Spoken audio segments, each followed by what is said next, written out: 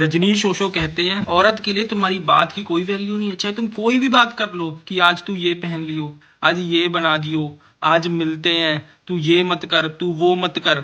इन सारी बातों की कोई वैल्यू नहीं है, चाहे तू उसका बॉयफ्रेंड है, चाहे तू उसका हस्बैंड है। तुम्हारी बात में जितना मर्जी तर्क हो, वैल्यू हो, कोई वर्थ नहीं है किसी लड़की के लिए, क्योंकि औरत के लिए कभी भी बात मायने नहीं रखती। औरत के लिए लहजा मायने रखता है, इज्जत मायने रखती है। अगर तुम उसको इज्जत दे रहे हो तभी उसके लिए वो इंपॉर्टेंट है, वो सुनने लायक। अगर उस बात पे इज्जत नहीं है, वो यूं इग्नोर कर देगी। ओशो कहता है कि तुम ऐसी लड़की से बात करते हो जो तुम्हें भाव दे, तुमसे बात करे, तुम्हें इंस्टेंट रिप्लाई दे, तुम्हें समझे। ओशो कहते हैं मेरा विचार थोड़ा अलग है।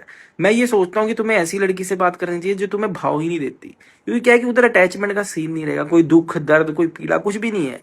वो तुमसे बात करती है, तुम उससे बात करते हो, हाँ वो थोड़ा भाव खाती है, लेट रिप्लाई देती है, उसमें एटीट्यूड है, उसमें घमंड है, पर ऐसी लड़की से ही बात करो, जिंदगी थोड़ी आसान हो जाती है बॉस। ओशो कहते लड़की को पटाने की जो टेक्निक बताऊंगा ना अभी, अगर गलत निकली तो तुम्हारे नाम का भंडारा करवा दूंगा। पॉइंट नंबर 1, लड़की की बातों में इंटरेस्ट शो करो, उसको दिखाओ कि उसकी बात कितनी वैल्यूएबल है और तुम्हें कितना इंटरेस्ट आ रहा है।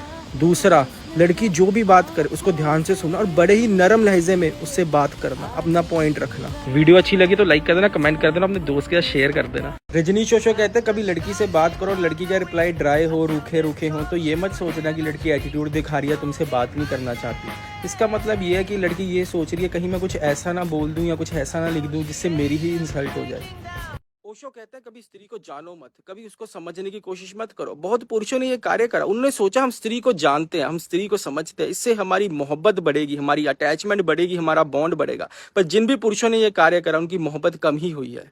ईशो कहते हैं औरत की 5 चीजों पे ध्यान जरूर देना। पहला, कैसे वो तुमसे नाराज होती है, कैसे वो रूठ जाती है और कैसे तुम उसे बनाते हो। दूसरा, उसका डांटना, कैसे वो तुम्हें बुरी आदतों बुरी चीजों से प्रोटेक्ट करती है, बचा के रखती है। तीसरा, सेल्फ लव, कैसे वो खुद को प्यार करती है, कैसे वो श्रृंगार करती है, उसने कैसे अपने आप को मेंटेन करा, कैसे वो दुनिया की बुराइयों से बचकर बैठी हुई है। चौथा, उसका दुनिया को देखने का पर्सपेक्टिव क्या है, उसकी खूबसूरत आंखों से इस खूबसूरत जहां को देखो, एक बार उसके भीतर की सुंदरता को देखो।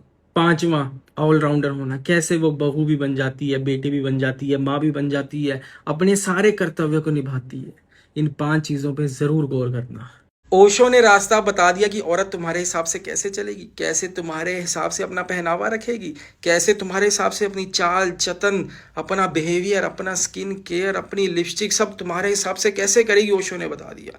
ओशो कहते एक ही उपाय है अगर तुम चाहते हो कि औरत तुम्हारे हिसाब से चले, और वो उपाय ये है कि तुम्हें वो कीमत अदा करनी होगी। जी हाँ, अगर तुम चाहते हो ना कि औरत तुम्हारे हिसाब से चले तो उसके हिसाब से कीमत रखो। तुम्हारी जो अकड़ है ना वो 3rd क्लास नहीं होनी चाहिए। अगर तुमने औरत को बोला है कि तू उस गाड़ी में नहीं जाएगी, मैं नहीं चाहता, तो book a helicopter for her.